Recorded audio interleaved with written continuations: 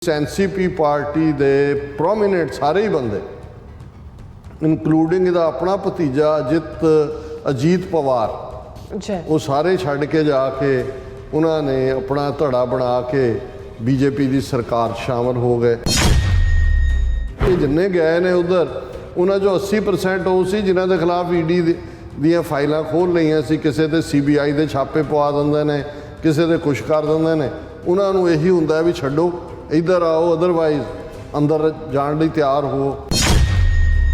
तो जुडिशरी उन्होंने डिस्ट्रॉय करती, मीडिया पहला ही उन्होंने कोल सी, पार्लीमेंट उन्होंने कोल है, मनी उन्होंने जिस ढंग के नाल जिहड़ा कदे नोटबंदी तो कदे फलाने के नां थले पैसा इकट्ठा किया है। और खेतरी पार्टियां भी उन्होंने होंद जिहड़ी है इस वेले इधर वो ख़त्म कर दी गई। शिव सेना जिहड़ी इन्हां दी अलायंस दे नाल जिहड़ी है कि सरकारां दे विच रही, किवें उहदे एक वड्डे चंक नूं शिंदे ग्रुप नूं तोड़ के उन्होंने अपने नाल ला लिया और भोग पाता उन्हां दा। पंजाब दे 117 हल्के ने ते 22 सीटां इन्हां दे लई छड्डियां हुंदियां, क्योंकि 17 हल्के पंजाब दे हिंदू मेजोरिटी हल्के ने, बाकी सारियां ते अकाली दल लड़दे सी। अज हाल ये है कि उन्हां दे 3 MLA ने, और जे वापस नक नुक रगड़ के भी वापस जाणगे भी उन्हां नाल बीजेपी नाल अलायंस, तो अद्धियां सीटां घट्टो घट्ट डिवाइड होण तक जाणगियां।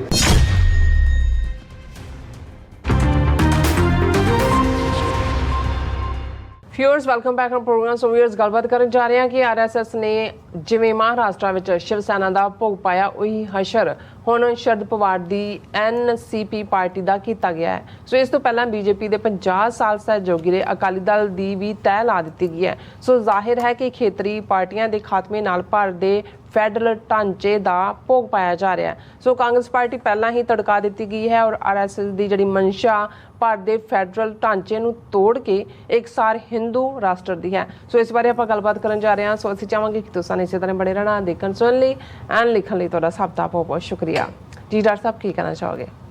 देखो असीं उन्हां सारे वीरां भैणां दे शुक्रगुजार हैं जिहड़े साडे नाल लाइव चैट ते यूट्यूब ते ने जी। कुछ वीरां नूं असीं एक्नॉलेज करना चाहुंदे हैं। सर मनजीत सिंह मठारू लिखदे ने, we are going to get together and together so the impact is strong and powerful. Here is Guru Sahib's blessings, all 6 for the cause definitely. बहुत बहुत शुक्रिया मठारू साहब। ये ठीक है, सतगुरु का साझा पंथ है, गुरु ने बेघरे नहीं रहन देना। पर जिवें पिछली लिखत दे विच थांदी साहब ने भी कहा कि जे असीं हकूमत दे नैरेटिव नूं काउंटर नहीं करते पावरफुली और अपने विच बैठे हुए भी उस किस्म के कमज़ोर किस्म के लोग जां विकाऊ माल जां टौंट बटौंट जिहड़े सरकारी नैरेटिव नूं अगे तोड़ते ने, उन्हां नूं जिहड़ा चैक नहीं करते, तो फिर ये स्ट्रगल लंबी हुंदी चली जाएगी। गुरु दी तां हमेशा ही ब्लैसिंग्स ने पंथ दे उत्ते। वीर जसकीरत सिंह और अवतार सिंह जस उन्होंने कहा कि no Sikh will object to Hindu mandir serving food 24/7 Ram Ram. हाँ कि भाई तुसीं सर्व करो 24 घंटे 7 दिन, कौन इतराज़ करदा है। शिंदा गिल, जस, दविंदर संधू, जसवंत समरा, उन्होंने डॉक्टर जसवंत कौर, डॉक्टर परमजीत सिंह समरा समेत समुचे परिवार वालों TV 84 दे समुचे देश विदेश विच वसदे परिवार नूं प्यार सत्कार सहित गुरफतेह। बहुत बहुत शुक्रिया डॉक्टर परिवार दा। और ये जिहड़ा जासुरा ने फिर हरदीप सिंह निज्जर उन्होंने हवाले नाल कहा भी 24/7 स्टूडेंट्स लिए उन्होंने लंगर बनाया। और इन्हां जिन्हां नूं हुकूमत टैररिस्ट कह रही है निज्जर नूं कि दुनिया नूं इस किस्म के होर दहशतगर्दां दी लोड़ है। और इस तरह जसवीर बराड़, अमरजीत सैनी, अवतार सिंह और साडे भाईजान जुबेर याकूब साहब, उन्होंने कहा जी कल जिहड़ा अमरीकना का यौम आज़ादी है, डिक्लेरेशन 4 जुलाई। याकूब साहब कल हाँ कल असी प्रोग्राम करांगे, उस तो बाद वाले दिन शायद सानू गैर हाज़री लानी पै, लेकिन असी देखते हैं किवें असी जिहड़ा वो होएगा। और तुहाडा बहुत बहुत शुक्रिया। उन्होंने विश किया कि जिवें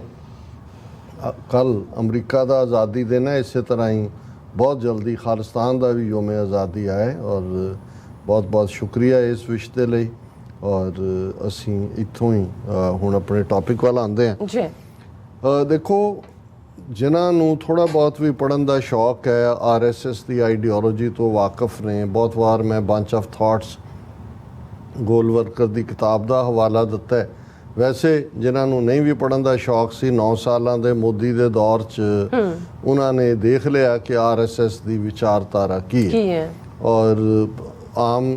ਲੋਕਾਂ ਨੂੰ ਸਮਝਾਉਣ ਲਈ ਜਦੋਂ ਈਵਨ ਚੜ੍ਹਦੀ ਕਲਾ ਇੰਟਰਨੈਸ਼ਨਲ ਦੇ ਲਈ ਮੈਂ ਐਡੀਟੋਰੀਅਲ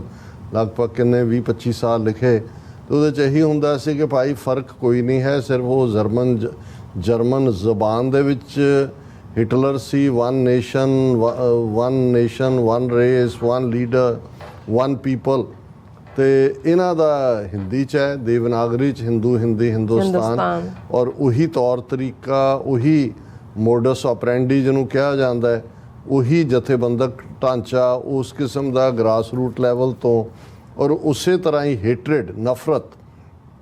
ਕਿ ਨਫ਼ਰਤ ਪਰੋਸੋ ਕਿ ਭਾਈ ਤੁਹਾਡੀਆਂ ਸਾਰੀਆਂ ਬਿਮਾਰੀਆਂ ਲਈ ਘੱਟ ਗਿਣਤੀਆਂ ਜ਼ਿੰਮੇਵਾਰ ਨੇ।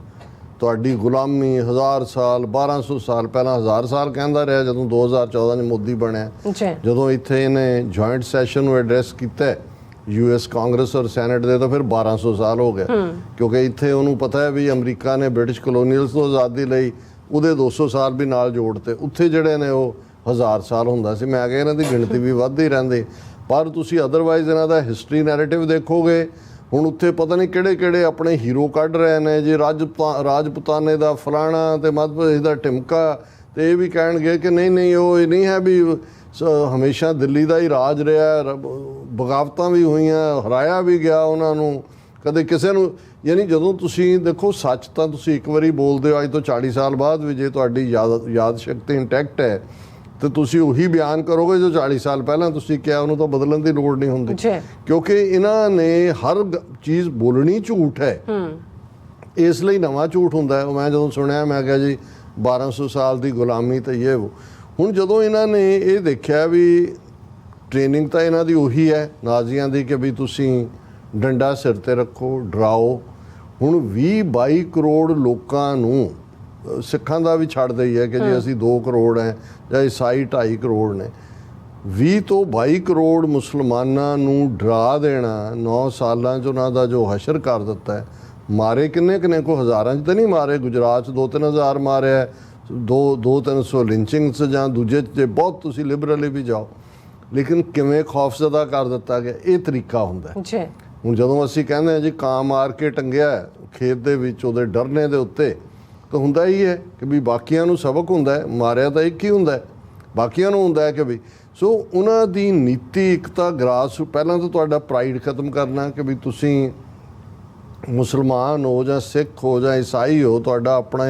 ਈਮਾਨ ਹੈ, ਉਹਨੂੰ ਫਿਰ ਇਨਸਿਕਿਉਰ ਕਰਨਾ ਕਿ ਜਦੋਂ ਤੁਸੀਂ ਪ੍ਰੇ ਵੀ ਕਰ ਰਹੇ ਹੋ ਪ੍ਰਾਈਵੇਟਲੀ। ਹੁਣ ਇਸ ਵਾਰ ਈਦ ਦੇ ਮੌਕੇ 'ਤੇ ਉਹਨਾਂ ਨੇ UP, ਮੱਧ ਪ੍ਰਦੇਸ਼, ਬਿਹਾਰ, ਉਹਨਾਂ ਦੇ ਜਿਹੜੇ ਬੋਰਡ ਸੀ, ਇਸ ਕਿਸਮ ਦੀਆਂ ਡਾਇਰੈਕਸ਼ਨਾਂ ਦੂਜੀਆਂ ਦਿੱਤੀਆਂ। ਬਾਹਰ ਕੋਈ ਹੁਣ ਜਿਹੜੀ ਨਮਾਜ਼ ਈਦ ਦੀ ਹੁੰਦੀ ਹੈ, ਉਹ ਈਦਗਾਹ 'ਚ ਪੜ੍ਹੀ ਜਾਂਦੀ ਹੈ। ਈਦਗਾਹ ਬਾਹਰ ਖੁੱਲ੍ਹਾ ਪਾਰਕ ਮੈਦਾਨ ਹੁੰਦਾ ਹੈ, ਪਰ ਬਹੁਤ ਵਾਰ ਉਹਨਾਂ ਥਾਵਾਂ ਦੇ ਉੱਤੇ ਹੀ ਰਾਮਲੀਲਾ ਵੀ ਹੁੰਦੀਆਂ ਉਹਨਾਂ ਮੈਦਾਨਾਂ 'ਚ, ਉਹਨਾਂ 'ਚ ਕੋਈ ਹੋਰ ਵੀ ਜਿਹੜੀਆਂ ਨੇ ਸੈਲੀਬ੍ਰੇਸ਼ਨ। ਲੇਕਿਨ ਇਸ ਵਾਰ ਆਰਡਰ ਸੀ ਕੋਈ ਬਾਹਰ ਨਹੀਂ ਪੜ੍ਹੇਗਾ। ਸੋ ਜੇ ਹੁਣ ਇਸਲਾਮ ਦਾ ਇਹ ਫੈਸਲਾ ਹੈ ਜਾਂ ਉਹਨਾਂ ਦਾ ਆਦੇਸ਼ ਹੈ ਕਿ ਭਾਈ ਆਪਣੀ ਨਮਾਜ਼ ਤੁਸੀਂ ਭਾਵੇਂ ਨੇੜੇ ਘਰ ਵੀ ਪੜ੍ਹ ਲਓ, ਜੇ ਨਹੀਂ ਹੈ ਨੇੜੇ ਨਮਾਜ਼ ਪੜ੍ਹ ਲਓ, ਜਿਹੜੀ ਕਲੈਕਟਿਵ ਜਮਾਤ ਦਾ ਕਾਨਸੈਪਟ ਹੈ ਵੀ ਕਲੈਕਟਿਵ ਨਮਾਜ਼ ਤੁਸੀਂ ਈਦਗਾਹ 'ਚ ਪੜ੍ਹਨੀ ਹੈ, ਉਹ ਬੰਦ। ਔਰ ਕਈ ਹੁਣ ਹਾਊਸਿੰਗ ਸੁਸਾਇਟੀਜ਼ ਇਹਨਾਂ ਹਿੰਦੂਤਵਾ ਦੀਆਂ ਨਫ਼ਰਤ ਵਾਲੀਆਂ, ਜਿਹੜੇ ਖਾਂਦੇ ਪੀਂਦੇ ਲੋਕ, ਇੱਕ ਤਾਂ ਅਸੀਂ ਟੱਪਰੀ ਵਾਸਤੇ ਦੂਜਿਆਂ ਦੀ ਗੱਲ ਕਰਦੇ ਹਾਂ, ਉੱਥੇ ਉਹਨਾਂ ਨੇ ਇੱਕ ਕੁੱਟ ਕੇ ਜਿਹੜਾ ਉਹਦਾ ਬੁਰਾ ਹਾਲ ਕਰਤਾ ਜੀ, ਉਹ ਬੱਕਰਾ ਲਿਜਾ ਰਿਹਾ ਸੀ ਉੱਥੇ ਜੀ। ਸੋ ਮਤਲਬ ਇਹ ਹੈ ਵੀ ਉਹਨਾਂ ਨੇ ਇੱਕ ਤਾਂ ਉਹਨਾਂ ਨੂੰ ਘਰ ਹੀ ਨਹੀਂ ਦਿੰਦੇ, ਜਿਹੜੇ ਰਹਿ ਰਹੇ ਨੇ ਆਲਰੇਡੀ ਉਹਨਾਂ ਦਾ ਜੀਣਾ ਹਰਾਮ ਕੀਤਾ ਹੋਇਆ। ਇਹ ਤਾਂ ਉਹਨਾਂ ਨੇ ਇੱਕ ਵੱਡੀ ਮਾਈਨੋਰਿਟੀ ਜਿਹੜੀ 20-22 ਕਰੋੜ ਜਿਹੜੀ ਹੈ, ਉਸ ਨੂੰ ਇੱਕ ਖੌਫ ਦੇ ਵਿੱਚ ਸੁੱਟ ਦਿੱਤਾ ਜੀ। ਹੁਣ ਉਹਨਾਂ ਨੂੰ ਕਾਂਗਰਸ ਪਾਰਟੀ ਜ਼ਾਹਰ ਹੈ, ਕਾਂਗਰਸ ਦਾ ਆਪਣਾ ਸੈਕੂਲਰਿਜ਼ਮ ਦੇ ਨਾਂ ਥੱਲੇ ਨਹਿਰੂ ਔਰ ਸ਼ਾਸਤਰੀ ਔਰ ਇੰਦਰਾ ਗਾਂਧੀ ਔਰ ਰਾਜੀਵ ਗਾਂਧੀ ਤੋਂ ਲੈ ਕੇ ਮਨਮੋਹਨ ਸਿੰਘ ਤੱਕ ਇੱਕ ਲੰਬਾ ਵਕਤ ਉਹਨਾਂ ਦੀ ਇੱਕ ਰੂਲਿੰਗ ਹਿਸਟਰੀ ਹੈ। ਤੁਸੀਂ ਦੇਖੋ ਵੀ ਕਿਵੇਂ ਇਹਨਾਂ ਨੇ ਉਹਨੂੰ ਟਾਰਗੇਟ ਕੀਤਾ ਹੈ।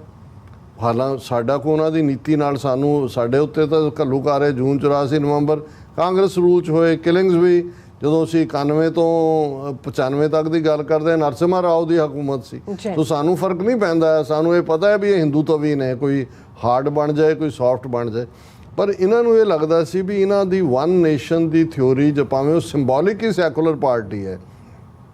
ਉਹਦਾ ਭੋਗ ਪਾਉਣਾ ਬੜਾ ਜ਼ਰੂਰੀ ਹੈ ਔਰ ਕਿਵੇਂ ਕਾਂਗਰਸ ਨੂੰ ਹੰਟ ਕੀਤਾ ਕਿਵੇਂ ਇੰਡੀਵਿਜੂਅਲੀ ਟਾਰਗੇਟ ਕੀਤਾ ਸੋਨੀਆ ਗਾਂਧੀ ਰਾਹੁਲ ਗਾਂਧੀ ਇਹ ਵੋਰ ਬਰਾਬਰ ਪੂਰੇ ਦੇ ਪੂਰੇ ਕਈ ਹੁਣ ਮੱਧ ਪ੍ਰਦੇਸ਼ ਬਣੀ ਬਣਾਈ ਸਰਕਾਰ ਤੋੜ ਕੇ ਉਹਨਾਂ ਦੇ ਜਿਹੜੇ ਨੇ ਉਹ ਦੂਜੇ ਪਾਸੇ ਸ਼ਿਵਰਾਜ ਚੌਹਾਨ ਦੇ ਨਾਲ ਜੋੜਤਾ ਔਰ ਉਹਨਾਂ ਦੇ ਖਿਲਾਫ ਪੂਰਾ ਕੈਂਪੇਨ ਜਿਹੜਾ ਅੱਜ ਵੀ ਚੱਲ ਰਿਹਾ ਔਰ ਉਹ ਕਿਵੇਂ ਕਾਂਗਰਸ ਉਛਲ ਕੇ ਹਿੰਦੂਤਵਾ ਦੇ ਖਾਤੇ 'ਚ ਆਈ ਕਿ ਜੀ ਰਾਹੁਲ ਗਾਂਧੀ ਨੇ ਜਨੇਊ ਵੀ ਪਾਇਆ ਹੋਇਆ ਹੈ ਸ਼ਿਵ ਜੀ ਦਾ ਵੀ ਭਗਤ ਹੈ ਉਹ ਜਦੋਂ ਦੌਰਾ ਕਰਦਾ ਮੰਦਰਾਂ 'ਚ ਜਾਂਦਾ ਆਰਤੀ ਕਰਦਾ ਮਸਜਿਦ 'ਚ ਨਹੀਂ ਜਾਂਦਾ ਚਰਚ 'ਚ ਨਹੀਂ ਜਾਂਦਾ ਗੁਰਦੁਆਰੇ 'ਚ ਨਹੀਂ ਜਾਂਦਾ ਫਿਰ ਇਹਨਾਂ ਨੂੰ ਲੱਗਾ ਕਿ ਵੀ ਜਿਹੜਾ ਇਹਨਾਂ ਦਾ ਵਨ ਨੇਸ਼ਨ ਵਨ ਰੇਸ ਵਾਲਾ ਪਾਰਟ ਹੈ ਔਰ ਹਿੰਦੂ ਨੇਸ਼ਨ ਦਾ ਉਹਦੇ 'ਚ ਵੱਡੀ ਰੁਕਾਵਟ ਖੇਤਰੀ ਪਾਰਟੀਆਂ ਨੇ ਰੀਜਨਲ ਪਾਰਟੀਆਂ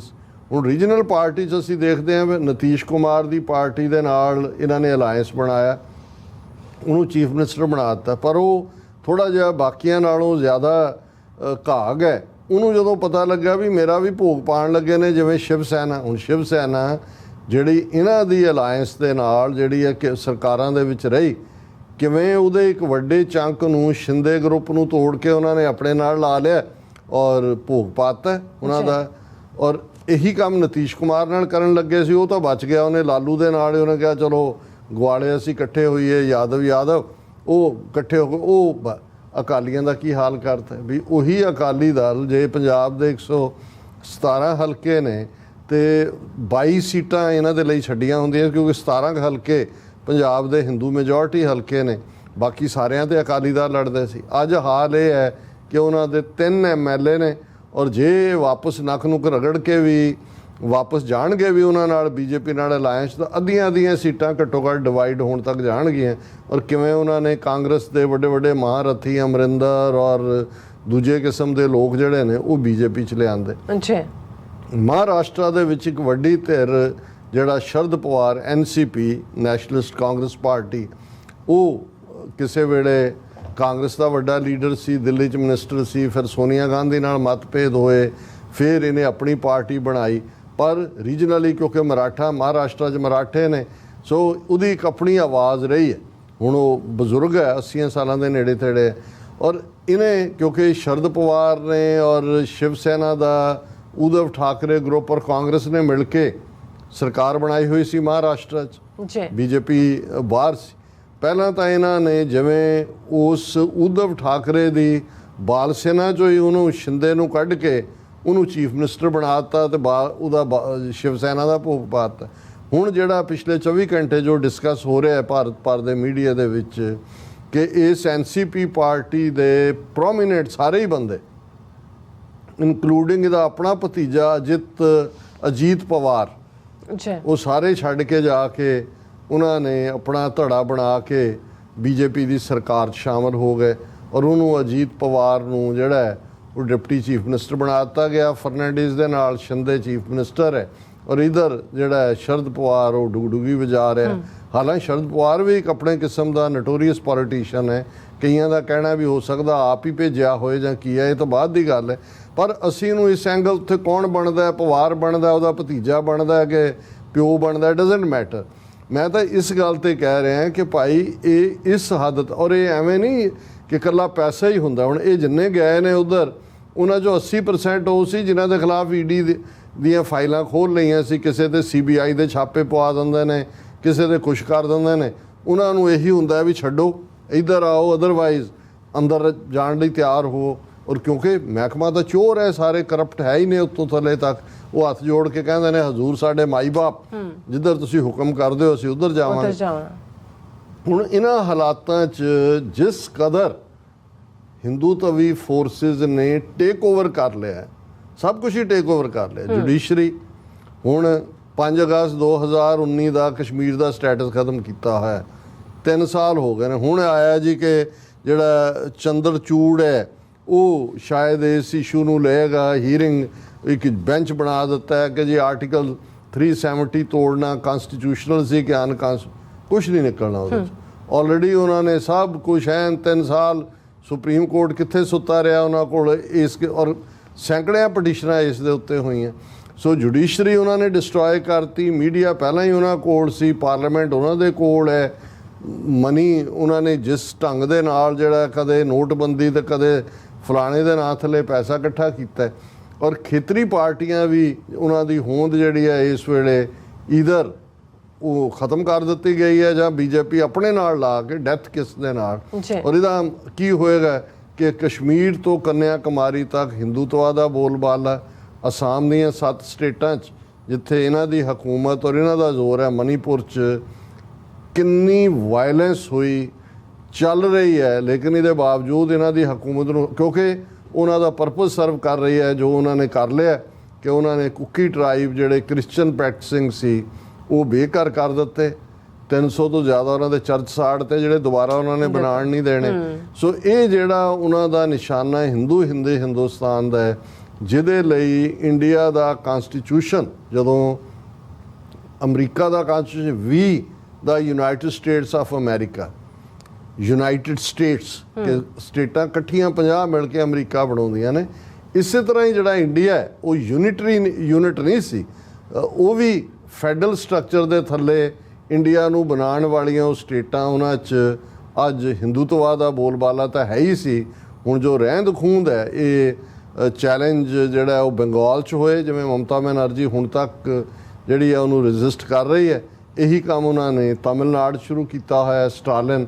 ਜਿਹੜਾ ਉੱਥੋਂ ਦਾ ਚੀਫ ਮਿਨਿਸਟਰ ਹੈ ਔਰ ਗਵਰਨਰ ਤਮਿਲਨਾਡੂ ਦਾ ਇੱਕ ਮਿਨਿਸਟਰ ਜਿਹਦੇ 'ਤੇ ਈਡੀ ਦਾ ਰੇਡ ਮਾਰਿਆ, ਔਰ ਉਹਨੂੰ ਗਵਰਨਰ ਨੇ ਕਿਹਾ ਜੀ ਮੈਂ ਇਹਨੂੰ ਸੈਕ ਕਰ ਰਿਹਾ, ਜਿਹੜਾ ਕੋਈ ਰਾਈਟ ਹੀ ਨਹੀਂ ਨੇ। ਮਤਲਬ ਫੈਡਰਲਿਜ਼ਮ ਦਾ ਬਿਲਕੁਲ ਭੋਗ ਪੰਜਾਬ 'ਚ ਵੀ, ਭਾਵੇਂ ਭਗਵੰਤ ਮਾਨ ਜਾਂ ਕੇਜਰੀਵਾਲ ਬੀ ਟੀਮ ਹੀ ਆ ਉਹਨਾਂ ਦੀ, ਪਰ ਪੰਜਾਬ 'ਚ ਵੀ ਜਿਵੇਂ ਇਹਨਾਂ ਦਾ ਗਵਰਨਰ ਪ੍ਰੋਟੈਕਟਿਵ ਹੋ ਕੇ ਸੈਸ਼ਨ ਕਦੋਂ ਸੱਦਣਾ ਹੈ, ਨਹੀਂ ਸੱਦਣ ਦੇਣਾ। ਮਤਲਬ ਇਹ ਹੈ ਕਿ ਫੈਡਰਲ ਹਾਲਾਂ ਕਨਸਟੀਟਿਊਸ਼ਨ ਦੇ ਵਿੱਚ ਗਵਰਨਰ ਸਿਰਫ ਸਿੰਬੋਲਿਕ ਹੈ, ਉਹਨੇ ਗਵਰਨਮੈਂਟ ਦਾ ਦਿੱਤਾ ਜਿਹੜਾ ਪੇਪਰ ਹੈ ਉਹਨੇ ਜਦੋਂ ਸੈਸ਼ਨ ਹੋਣਾ ਉਹਨੂੰ ਪੜ੍ਹ ਦੇਣਾ। ਲੇਕਿਨ ਜਿਵੇਂ ਪੰਜਾਬ ਦਾ ਗਵਰਨਰ ਹੋਏ, ਬੰਗਾਲ ਦਾ ਹੋਏ, ਤਮਿਲਨਾਡੂ ਦਾ ਹੋਏ, ਜਿਵੇਂ ਉਹ ਬਿਹੇਵ ਕਰ ਰਹੇ ਨੇ ਡਿਕਟੇਟਰਾਂ ਵਾਂਗੂ, ਇਹ ਫੈਡਰਲ ਸਿਸਟਮ ਦਾ ਇਹਨਾਂ ਨੇ ਆਲਮੋਸਟ ਭੋਗ ਪਾ ਦਿੱਤਾ ਹੈ। ਸੋ ਉੱਥੇ ਹਿੰਦੂ ਰਾਸ਼ਟਰ ਦਾ ਰਾਹ ਬਿਲਕੁਲ ਪੱਧਰਾ ਰਾਦਰ ਬਣ ਹੀ ਚੁੱਕਾ ਹੈ ਹਿੰਦੂ ਰਾਸ਼ਟਰ। ਜੀ ਡਾਕਟਰ ਸਾਹਿਬ ਤੁਹਾਡਾ ਬਹੁਤ ਬਹੁਤ ਧੰਨਵਾਦ। ਸੋ ਇੱਥੇ ਲੈਣਾ ਬ੍ਰੇਕ। ਵਿਊਅਰਸ ਤੁਸੀਂ ਕਿਤੇ ਨਹੀਂ ਜਾਣਾ, ਮਿਲਦੇ ਹਾਂ ਆਫਟਰ ਦਿਸ ਸ਼ਾਰਟ ਬ੍ਰੇਕ।